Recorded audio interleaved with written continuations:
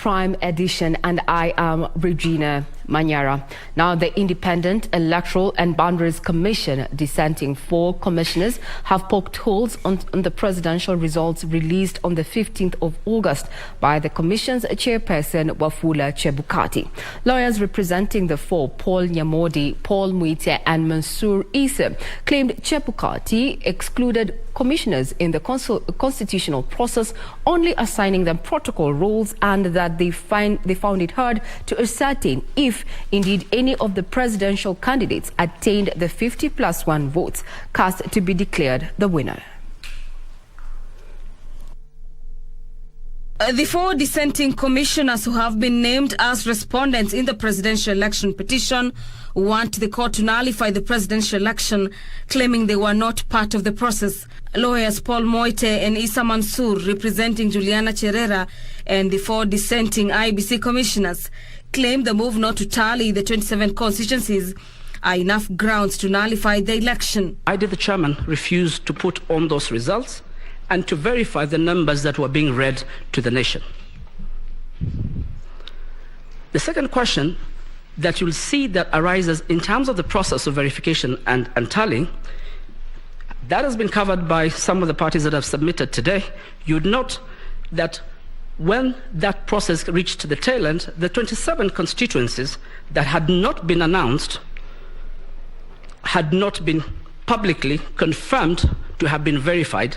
And in fact, when you look at the affidavit of Commissioner Wanderi, he says he had taken a break because he had been there overnight. When he came back, the first expectation was that these results would be confirmed, they had been verified, and that they had been announced to all the agents. The chairman takes the position there was no constitutional requirement, or he had no legal requirement to do that. No, he had. Because the Constitution requires transparency and accountability. That is the process that takes place at the National Tallying Center. It is not a perfunctory exercise. It is not a ceremony. It is a constitutional process. The official position of the Commission is as per the views and affidavits of a majority of the commissioners. And that has to be so in law. The reason being that under the Constitution, and in fact under the statutes, the IEBC is a corporate entity. Therefore, in the absence of consensus, its decisions as an institution are by the majority. So that on the elections day, and we have said 6 hours, you needed to know how many of us voted. The moment that information was not provided, the system and the process was exposed to anything could happen. And actually by the 15th of August, the worst, and all that could go wrong actually went wrong on the 15th of August.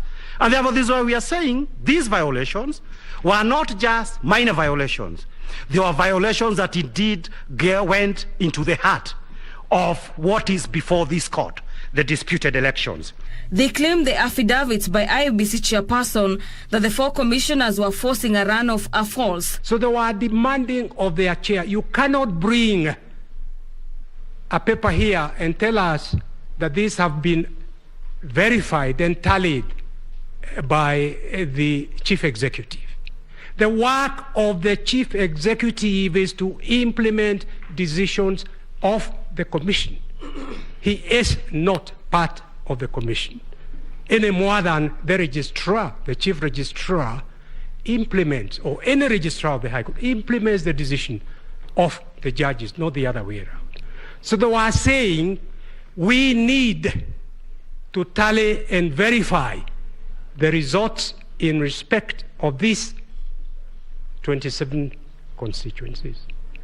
And the chair would not allow that, which was typical of the relationship between the chair and these 4 commissioners. Results that were announced on the 15th of August, the system that had been put in place, the person was in charge of them. It was not the commission, it was not IEBC, but that is the chairman. The chairman is the one who can be able to answer most of those questions. The results that were announced, his position is that those were not the results of the commission, those were the results of the chairman. The 4 dissenting commissioners on the affidavits submitted that Chebukati announced unverified results despite conflicting figures in some Forms 34A and Forms 34B. The commissioners were expected to ascertain and satisfy themselves that whatever was being put into 34C was a true reflection of the contents of 34A and 34B. But they were never given that opportunity.